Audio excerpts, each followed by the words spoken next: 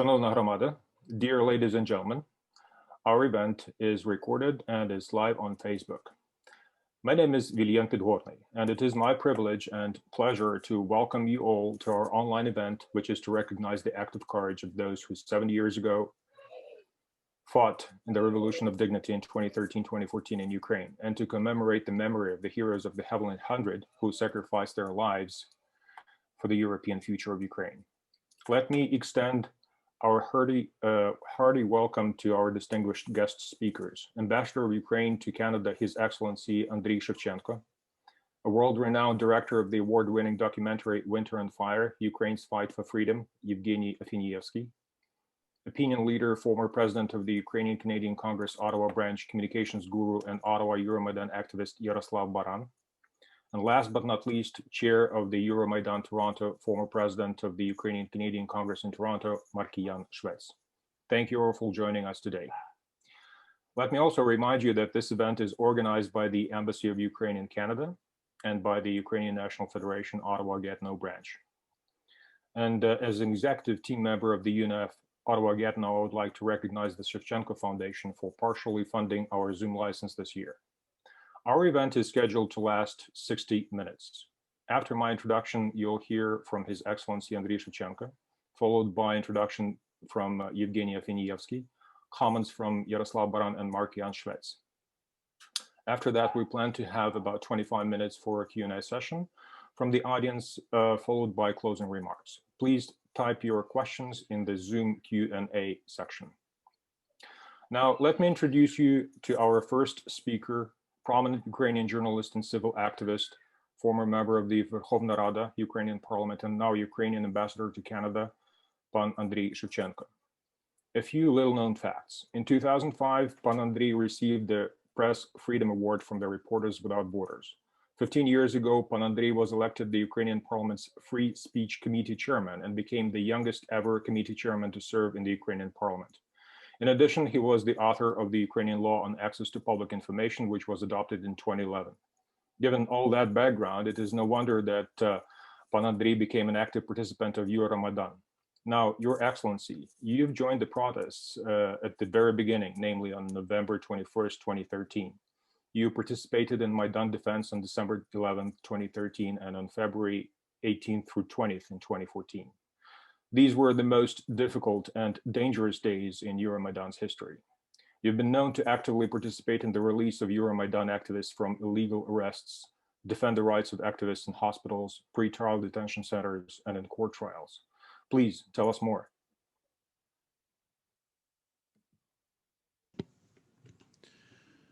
Дякую and thank you. Well, I think this event today is really about the film and of course, about the people of Maidan. So I'll just say, to kick off our conversation, I'll just say that I think 7 years ago, we broke through the hell. We went through the hell and we broke through towards the light. And that light still shows us the way to move forward.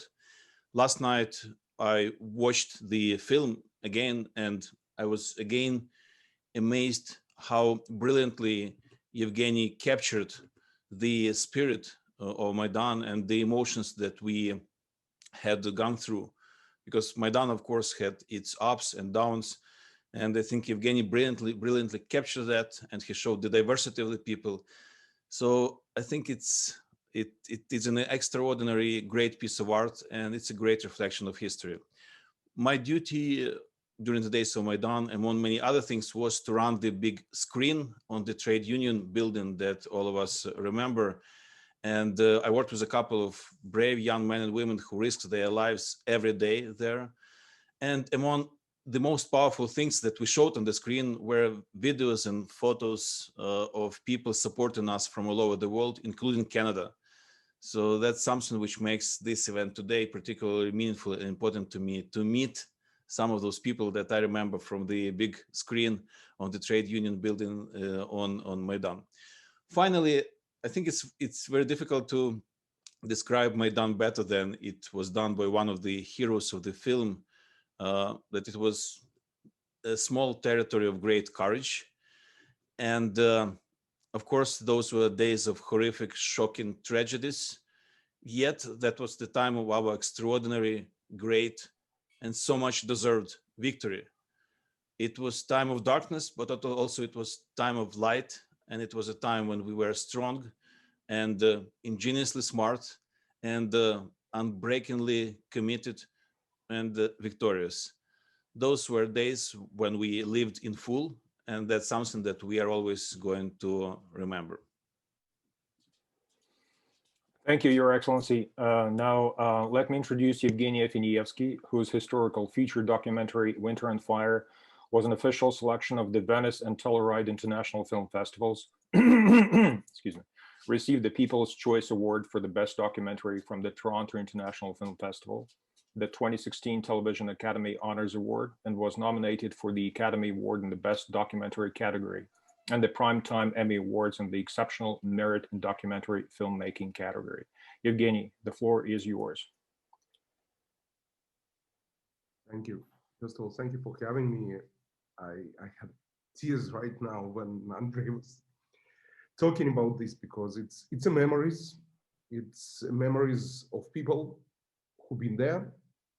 It's for me, the whole project became, I guess, the cultural monument dedicated to the people who there in this cold weather, who was fighting for the freedom, and who created an inspiration for the world, for the rest of the world.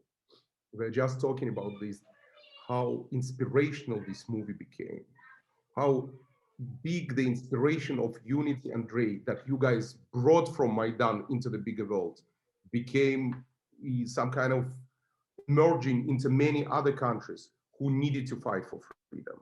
And we can see it later on in Chile, Nicaragua, Venezuela, in literally Hong Kong 2019, in many other countries. And I think what people on Maidan show to the rest of the world, that the power is the people, that together we are the power.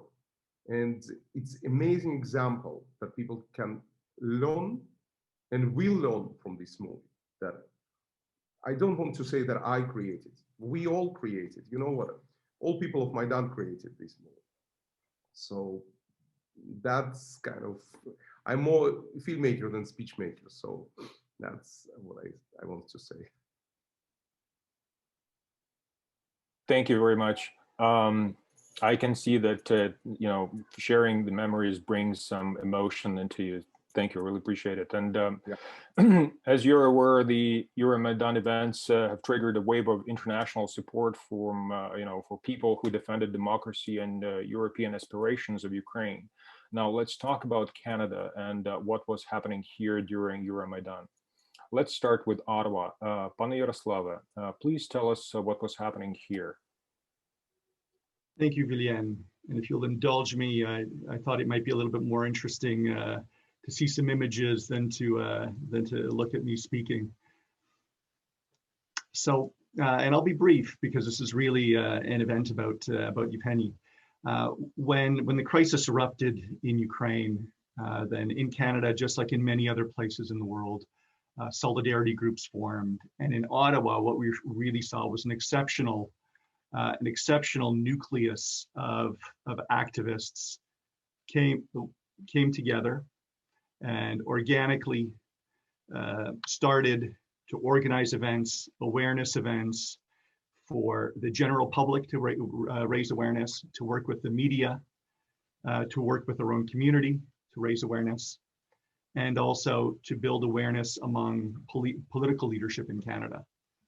And it was a tremendous experience watching the community come together, really for the first time in a concentrated way since the Orange Revolution. People came out of the woodworks, they got involved again, they came out to our events, they came out to our protests, they came out to our information sessions, our myth buster, trivia nights. They wrote letters to the editor.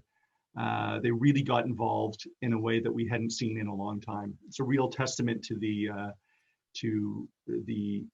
energy, first and foremost, of the nucleus of people who started Euromaidan Ottawa and also to the community who came out in support. And in the end, I think that our community really made an impact in raising awareness and in getting the events in Ukraine onto the political radar of Canada's leadership. And I think it's fair to say that it contributed to the robust response that we saw from the government of Canada in response to the actions of the Kremlin. So before I turn it back over, I'd just like to take a second to tip my hat once again to our phenomenal community, to the leadership of our community, who did tremendous things in, just to do the little bit that we could in solidarity with all the real heroes in Ukraine. Thank you. Thank you. Thank you very much, Pane Yaroslava. That was very interesting. And how about Toronto? Pane Markiane, can you share with us what was happening in Toronto at the time? I can. I think the key item for us was in Toronto was, as Yaroslav said, the people who came from all sides. We had a committee of 50 people at one time at the peak, speaking in 3 languages, Ukrainian, Russian, and English. And I don't speak Russian, but I had translators for me. And because we had the Tatar community, we had members from the Jewish community from Ukraine, we had Ukrainian Canadians who arrived 100 years ago, their families, and with Ukrainian Canadians who arrived the day before the Maidan. And everybody had their own perspective and point of view, but it galvanized. And what we did to galvanize it is we built our committees under the Ukrainian Canadian Congress. It was an important lesson we learned at the Orange Revolution 10 years before, where as a united community, we're much stronger and we work more effectively to support Ukraine and the cause in Ukraine. And that was a unifying force for us. We engaged people at many events and we tried to be ever creative. For example, you might have seen the Niagara Falls turned blue and yellow at one time. We had over 700 people singing Ukrainian songs for 2 hours at Niagara Falls, caught on TV, letters coming from Ukraine saying that was inspiring to them and so on. We created many creative events such as marching to the embassies, trying to, as Mr. Ambassador will know, the Budapest Accord. We were trying to bring to the table the nations that supposedly were supposed to support Ukraine in giving up their nuclear weapons. So we looked for many opportunities to engage the Canadian community, to bring to the Canadian media a fresh perspective on Ukraine and a Canadian perspective on Ukraine, because it's important to look through a Canadian lens at Ukraine when you're talking to a Canadian audience. And we hopefully did that. We had over 80 events during that period, raised $1.3 million in cash and goods, supported people on the Maidan with their hospitals, bought vehicles for the people driving to the fronts after that. We bought ambulances, we repaired vehicles that broke down later on, sent hundreds of thousands of dollars to buy food for holidays for the men and women on the front lines. And we were very proud of that achievement. Again, the people in Ukraine who were on the Maidan, those who went to the front lines to volunteer, especially in the first few months, we tip our hat to them, of course, for their enormous sacrifice. And we did what we could in Canada to continue to promote the cause, promote the events in Ukraine, and hopefully we did our part. Thank you so much. Thank you. Thank you, Pane Markiane. I would like to thank our speakers for sharing such compelling stories. Now, I do want to acknowledge that we have a message from the Ambassador of Lithuania to Canada, from Darius, His Excellency Darius Skusevičius, who said that, who sent us the message of support and saying that Lithuania firmly supports the European path for Ukrainian path of European and Euro-Atlantic integration. And today we commemorate 7 years since the loss of Maidan heroes whose sacrifice made a geopolitical shift. Back then, the Ukrainian told the world, "We want to be in the EU. Please be assured," says Lithuanian ambassador. "Lithuania stands with people of Ukraine. Slava Ukraini, best wishes, Darius Skusevičius." Thank you very much, Pane Posol. Thank you very much, Your Excellency. Now we come to the Q&A session. I would like to remind our audience that you're welcome to send your questions through Q&A function in our Zoom chat. And to jumpstart our Q&A, I would like to ask Evgeny to share one of his latest interviews with CNN.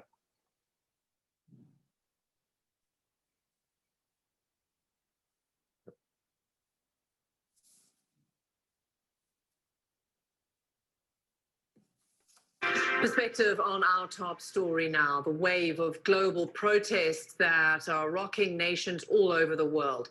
Some have been peaceful, some have turned violent, and the tipping point can be unpredictable. We've seen that before in uprisings in Ukraine 5 years ago, for example.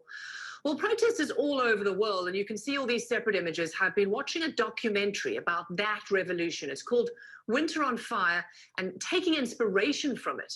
Here's a clip for you.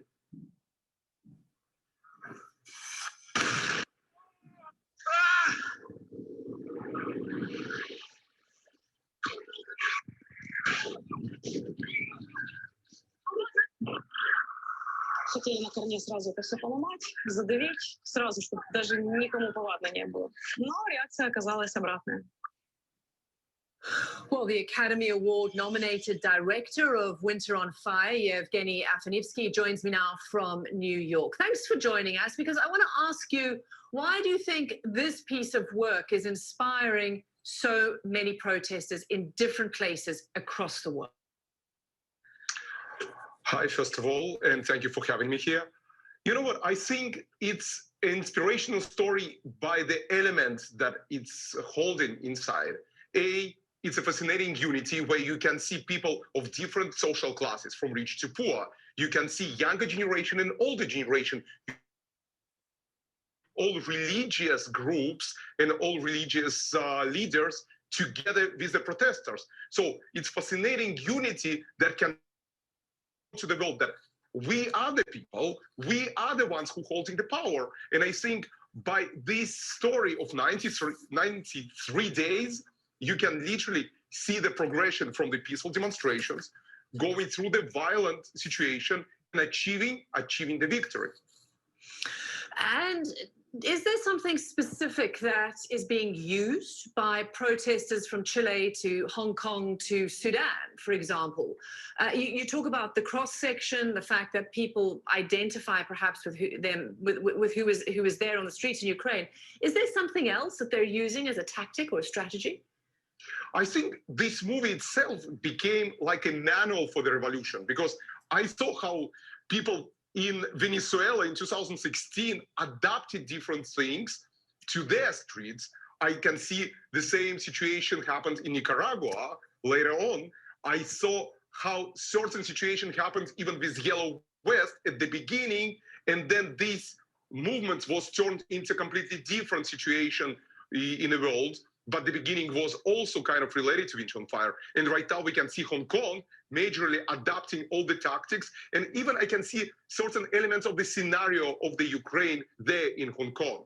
And it's interesting to see how people adapting this, adapting because of hope, because Ukraine was a great example that people united, been strong together and achieved something. And I think hope is one of the important elements of our society. For us, being hopeful, believe in something, and you know what?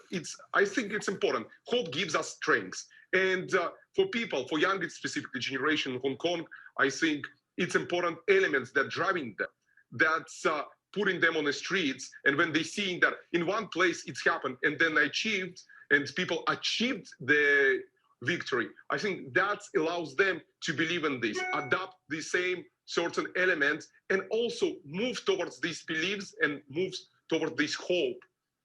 It's a fight for democracy. It's exactly. Technically, yeah.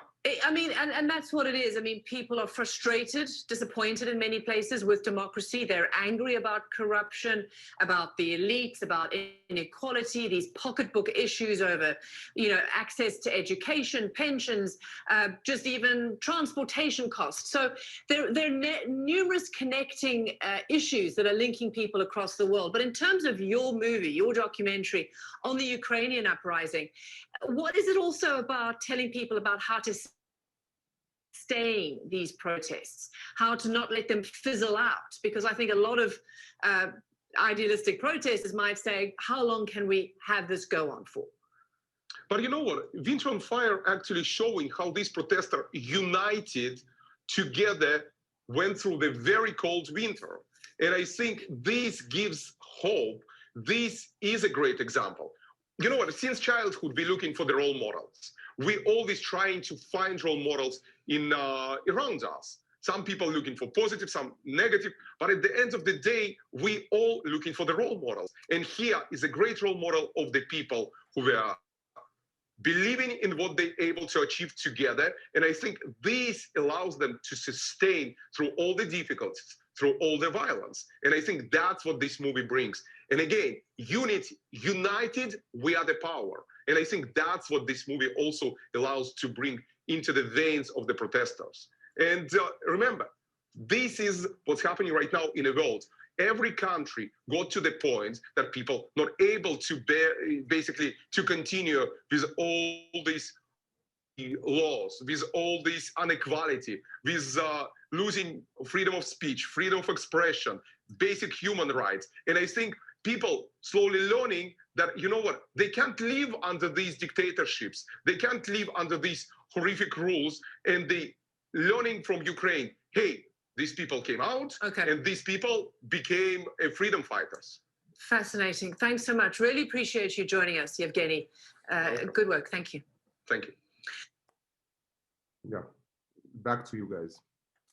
Thank you, Evgeny. That was an interesting interview, and you obviously answered lots of questions. Now, I've got a question of my own. As far as I understand, Winter and Fire was your first documentary.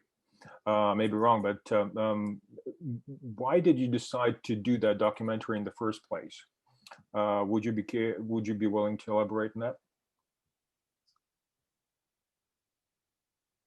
Yeah, you know what? It's not was first. When I was a kid in former Soviet Union, I was born in former Soviet Union. When I was a kid, when I was 16, I did my first documentary, and that was the first documentary. And then before Maidan, I had another documentary that I did on a kids. It's about kids' journey through the divorce. That was the documentary that I did before Maidan.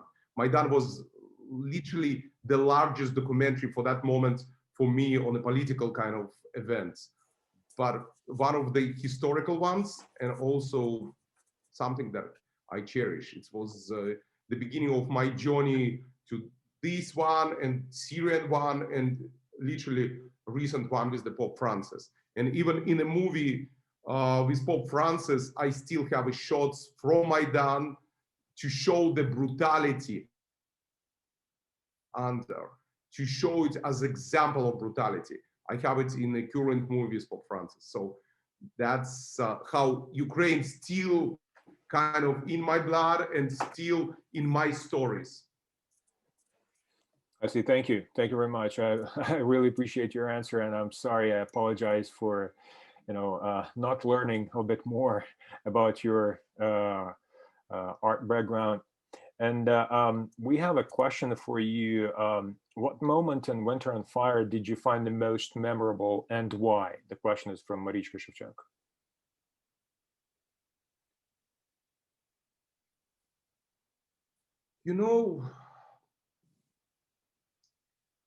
From the beginning, I think it was a fascinating learning experience for me. The situation that the young students were saved by the church was the first moment in the history of the Jewish boy who was raised in Israel and never witnessed something like this in the world. I always was struggling. Okay, I was atheist. That's what we studied in the schools. And all of a sudden, you see in church saving students who are atheists. So non-religious kind of non-believers saved by the church, something unusual for me. And the second element that I also is still talking and really moved me, the fact, and I mentioned this, the fact that you had young and old, poor and the rich, everybody there on Maidan, driven by one goal. Something like this not happened. When I was in a school in former Soviet Union, we were studying that in order that the revolution will happen, again, Marxism-Leninism, all this kind of bullshit that we studied in the school, when you seeing the elements that pre-revolutionary science is when certain class can't stay under another class. Here, some absurd situation against what we studied in the schools. So again, each and every element, each and every step of Maidan were really moving me more and more deep. Now, which personally, for me, I will tell you, meeting certain people who is no longer with us, meeting these people and seeing like how every nationality been on Maidan standing for their beliefs. I think it's tough to even go right now and talk about Evgeny Gayan, about person who not born there, but became Ukrainian in his heart. And I think that's the important, that by the end of the day, you are a true patriot, not because you're born in this country, but because you breathe the air and you feeling that people around you are your brothers. And I think that's what moved me. Thank you. Thank you very much, Evgeny. We have another question. Did Maidan change your inner world? And if so, how exactly? And you have already started answering that question. You could, you could continue answer that question. And we have another one. Have you tried to address the question of the death of the Heavenly Hundred in your, for your film, and about the people who were shot on Maidan? Or are you planning to do anything in addition to Winter on Fire about Ukraine? Maidan changed me, and I think one of the reasons that my third movie specifically related to Pope Francis right now, and it will be released on March, I think it's big time related on Maidan. After two movies, after Winter on Fire and after Christ from Syria, where I try to bring voices from the streets, voices that fighting for freedom, voices that fighting for freedom of speech like in Syria, or for human rights, or voices that were fighting for democracy in Ukraine. I think after two of these movies, I was searching for hope, for love, for humanity, and for role model. Now, what connected me to Pope Francis?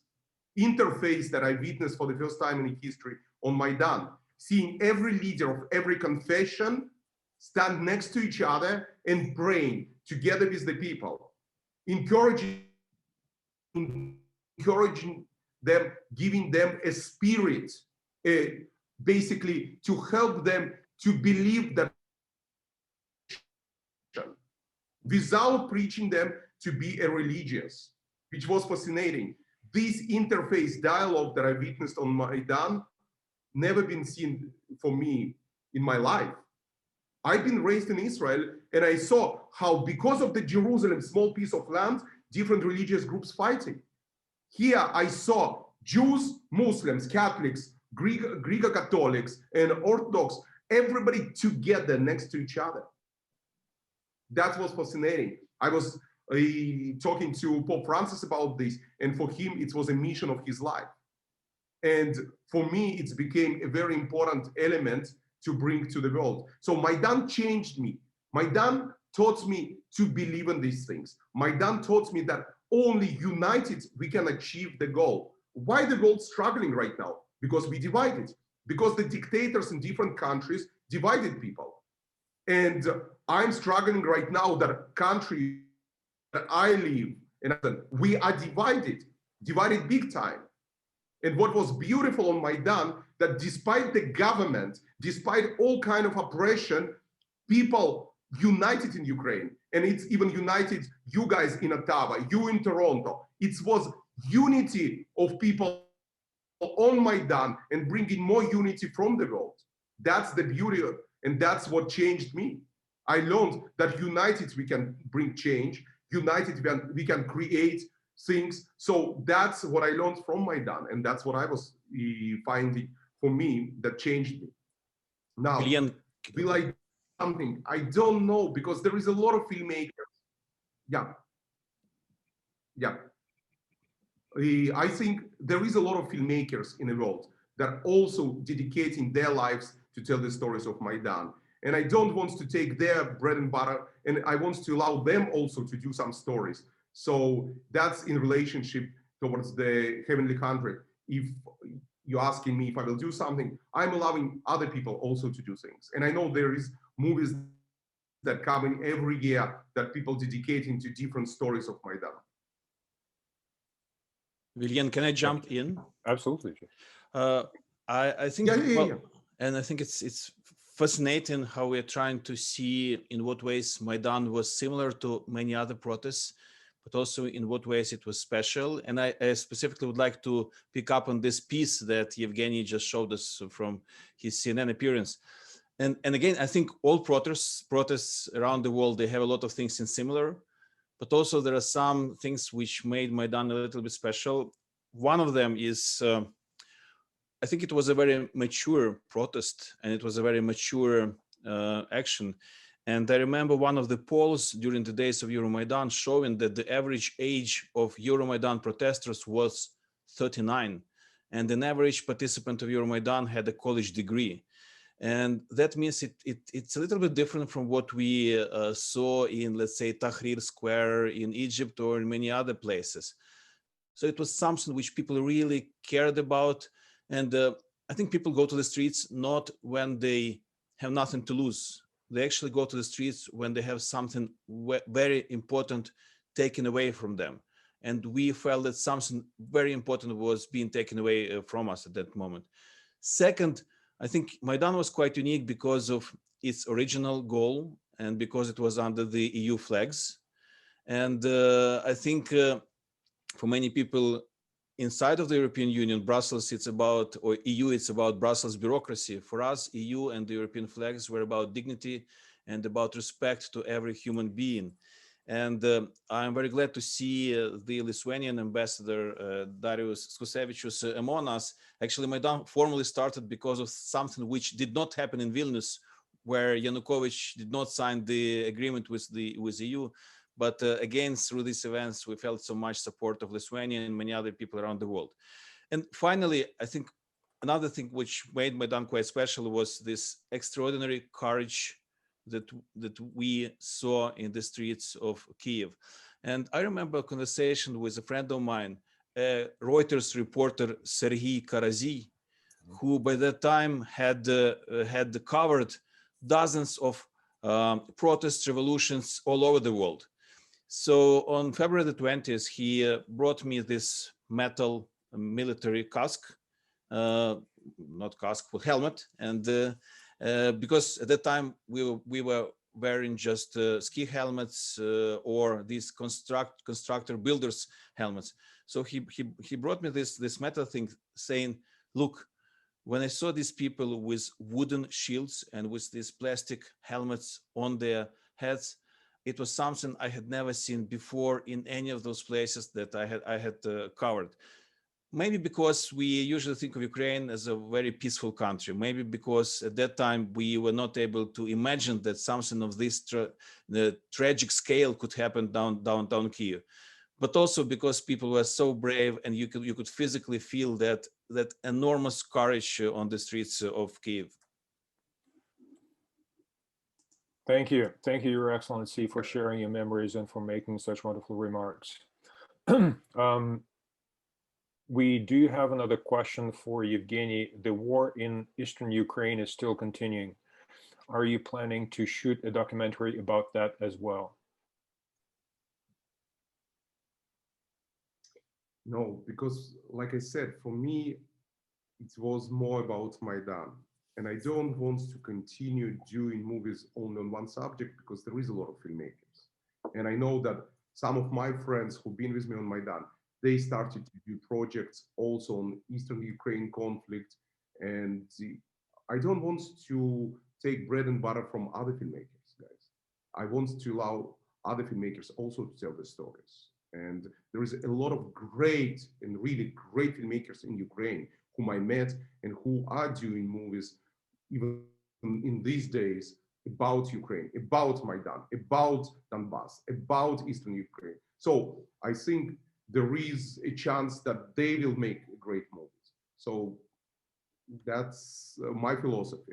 Not always I need to do. Some other people also need to tell the stories. And there is a lot of people who are working on that stories. Thank you. Thank you. Really appreciate the answer. Now, did your opinion change on anything after filming this documentary? That was the question from Sofia Stranatka.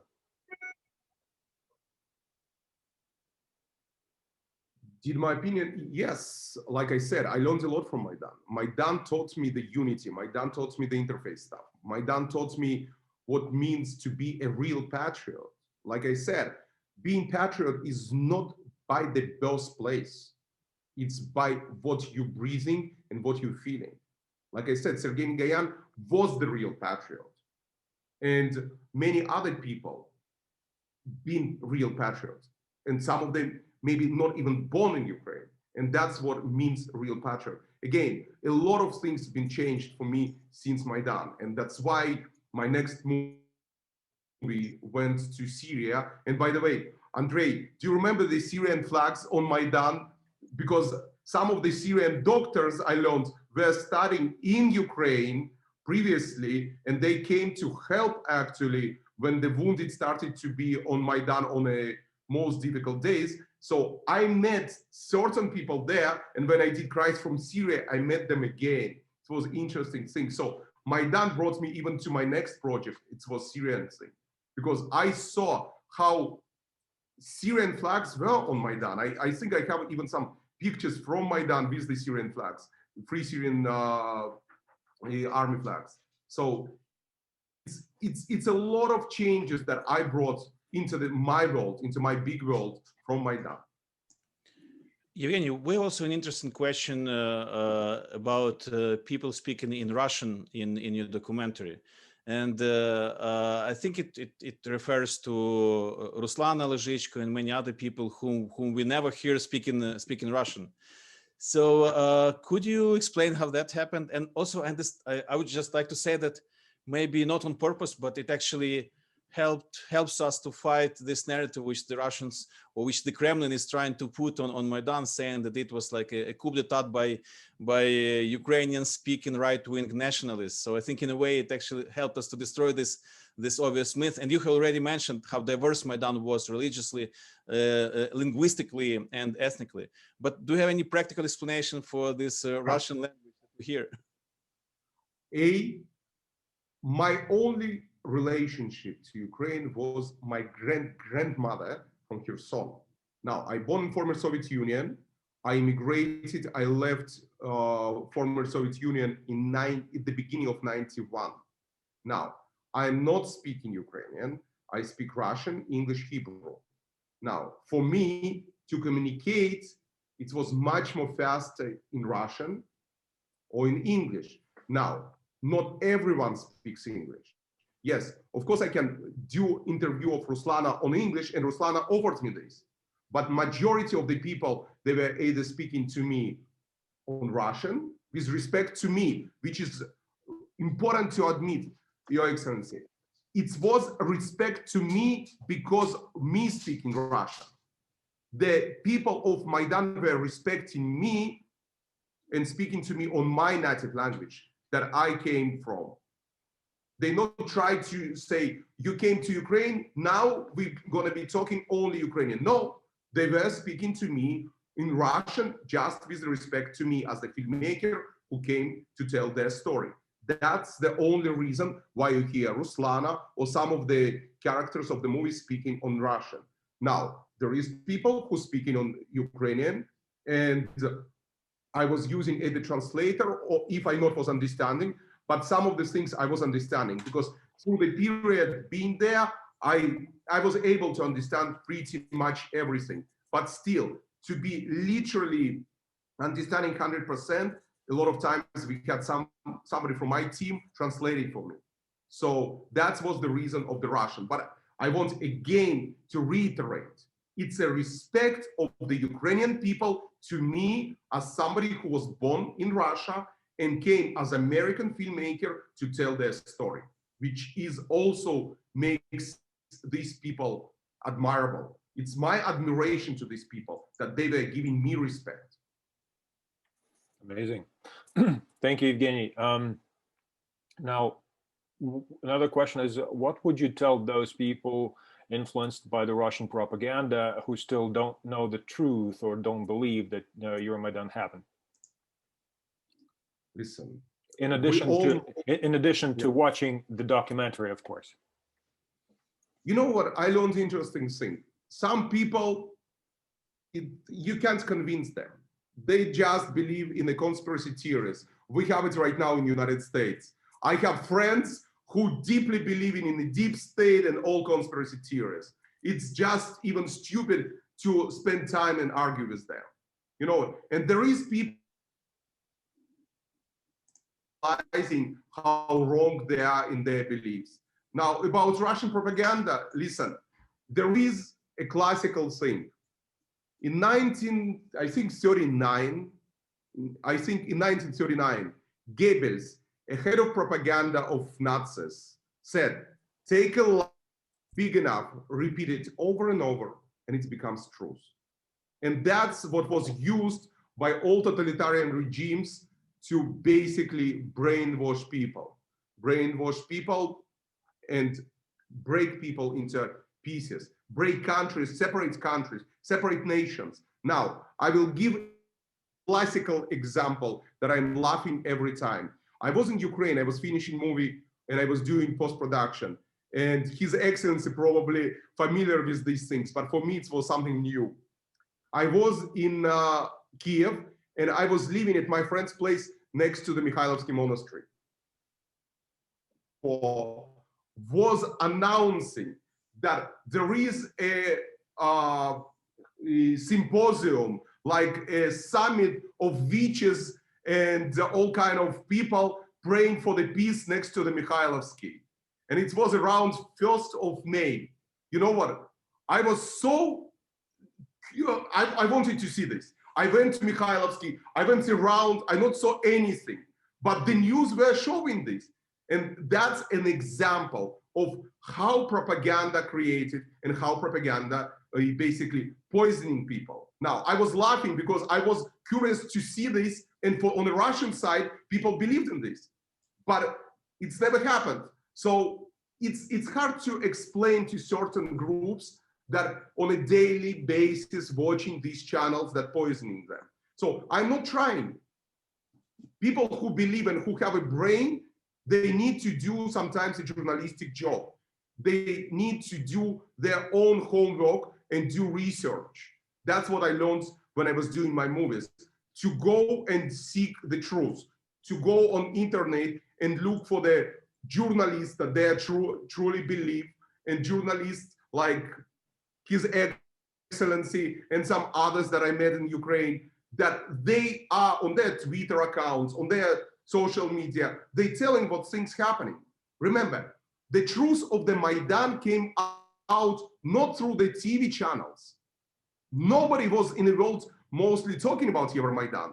It's the Spilno Bachenie, it's like Ukrstream, Expresso TV. They're the ones that born on Maidan grounds and brought this news. That's the streamers. They're the ones that broke the news and brought everything what's happening. Not the channels, not the main channels of Ukraine. And that's the problem. And right now, because people who are creating propaganda learn these things, they're creating their own channels of lies. And that's the problem, that people who truly wants to find the truth, they need to do their homework and do their researches. And I think that's the element that can help them to understand that, yes, Euromaidan happened, and yes, there is a heroes that have been stood for what people were fighting for. And yes, it was, I saw the movie that was created by Russian propaganda against this movie. And it's horrible. It's horrible that some people who were involved into this movie were also Ukrainians. But again, we fight in this, and we as documentarians, we go in documenting the history and bringing this to the big world. True. Thank you. And if I can jump in, I think also both the Orange Revolution and the Revolution of Dignity in many senses happened because of this striking contrast between what people saw in real life and what the regimes were trying to tell them through the media.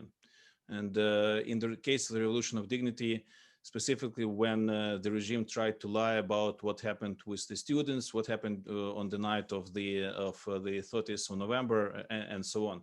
And I think the regime badly failed because of that. And I would also like to take one moment and acknowledge a couple of interesting people in our audience. First, I see someone whom here in Ottawa we know as a teacher of Ukrainian language named Volodymyr Sheremeta. But those who were in Maidan know Volodymyr as the sotnik of the Третя Sotnya, of the third Sotnya, under the name of Burevi. So we have someone here in the audience and someone here in Ottawa with very practical experience from inside of Samoborona or self-defense. And I also see Volodymyr Mula, a Ukrainian filmmaker who produced this extraordinary film Yuki about the Ukrainians in the NHL in our audience. And I think Volodymyr might be interested in learning how you, Evgeny, managed to make this film something so popular around the world. I think your work with Netflix and with other platforms is very inspiring for many other Ukrainian filmmakers. So I think you kind of show the way for many other people who are in this craft. But I think in today's world, it is more and more streaming. Pandemic showed us that unfortunately cinemas will be put it aside for next year or two, and streaming studios and the new streaming giants been born. For example, my new movie Francesco is right now launched with Discovery Plus, who is subsidiary of Discovery Channel, which exists, but Discovery Plus is the new streaming partner on the block.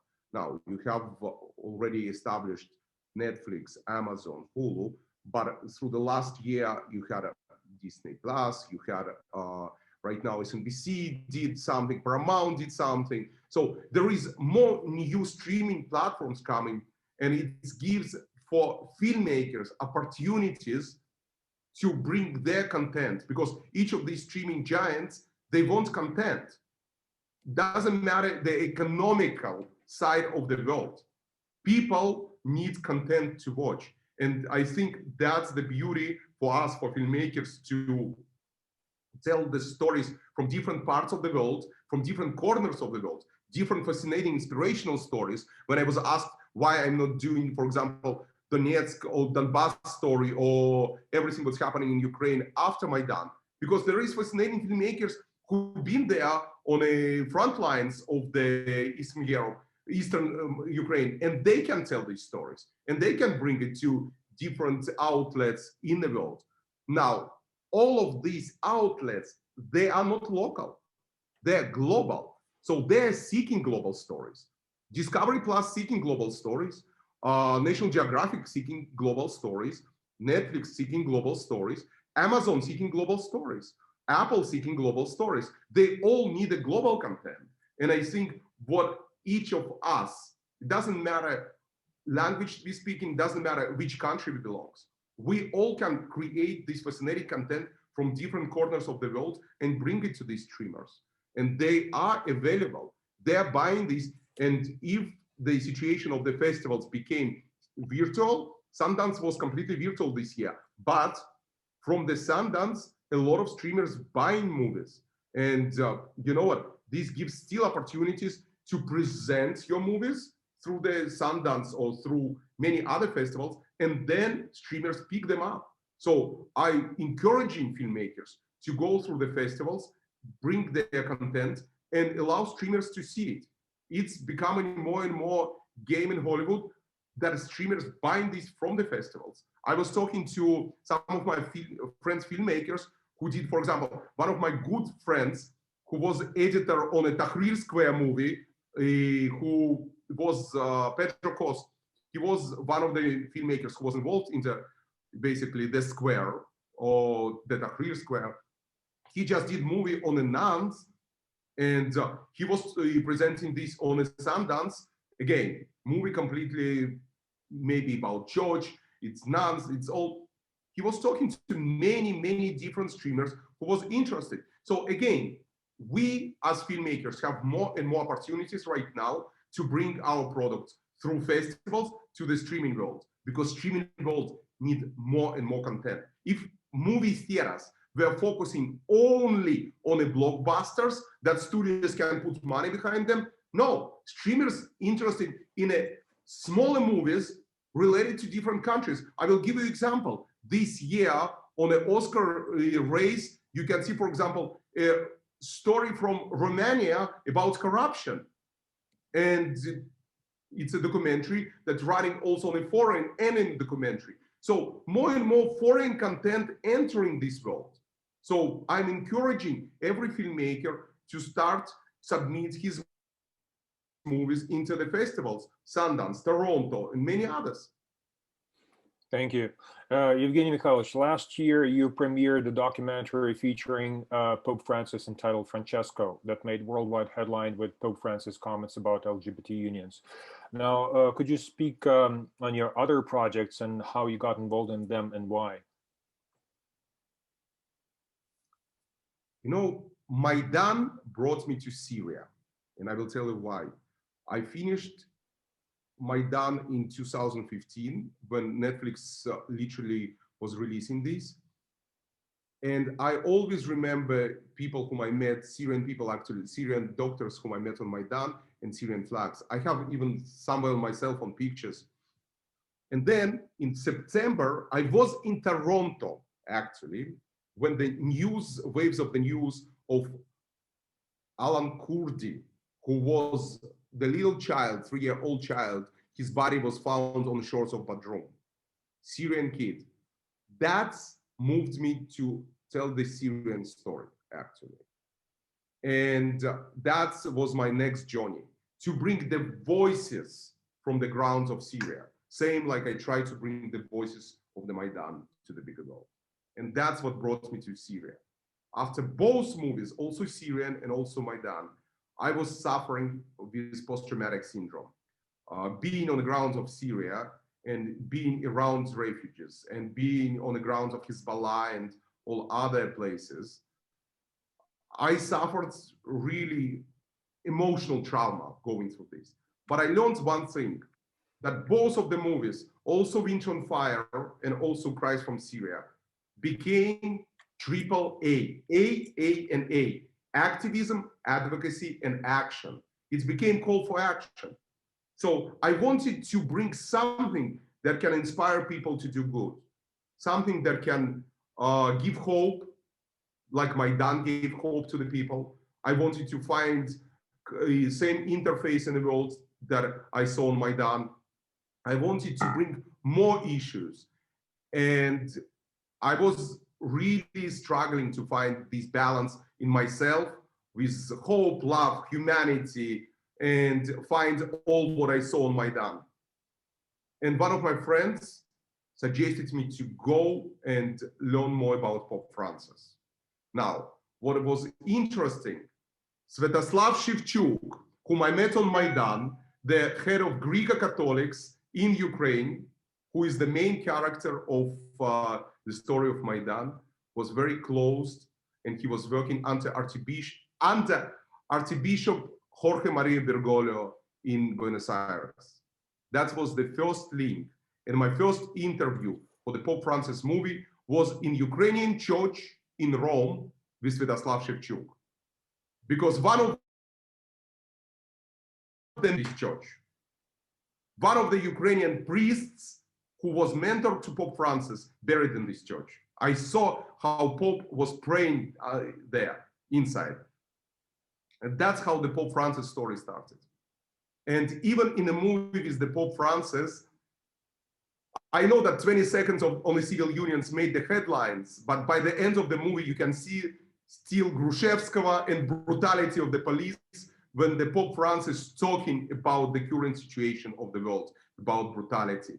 You can still see the shots from Grushevskoye where the police were brutally beating the protesters, innocent protesters.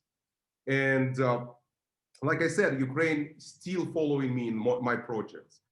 Now, Pope Francis movie have almost every headline of today's world, from climate change to refugees, to migrants, to police brutality, to violence, to pandemic, to COVID issues, to racial issues, Rohingya refugees, Armenian genocide, Jewish Holocaust, interfaith, peace in the Central African Republic, peace between Arabs and Israelis, sexual abuse of the church, civil unions and equality, women empowerment, and more and more and more. In 2-hour movie with Pope Francis, I've been able to put so many headlines of today's world. And what is next, I'm still not sure. I just releasing right now the Pope Francis movie, which will be released on the March 28th actually, and on Discovery. And then, you know what, the projects, they're happening on its own organic way, and they're coming to me.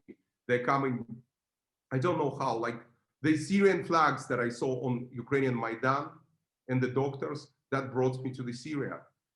The ability to tell the stories of people who were on the ground and tell their fascinating stories in the world brought me also to Pope Francis. Because movies with Pope Francis have the same innocent voices from all over the world. Refugees, migrants, people who've been abused. It's their voices. Like I brought voices of the true patriots of Ukraine from Maidan to the bigger screen. These voices in the Pope Francis also come into the big screen. So I don't know what is next. It's hard to tell, but I'm sure in a few months I will know. Thank you, Evgeny. But we know for sure that your heart is in the right place. Now we do have a couple of more questions, but unfortunately, you know, our time is almost up. So I would like to thank our speakers for sharing their memories, views, and ideas. The Revolution of Dignity has become an important part of Ukraine's history, that's for sure. And there was a tragic part to it where people getting arrested on false pretense, beaten, or even killed.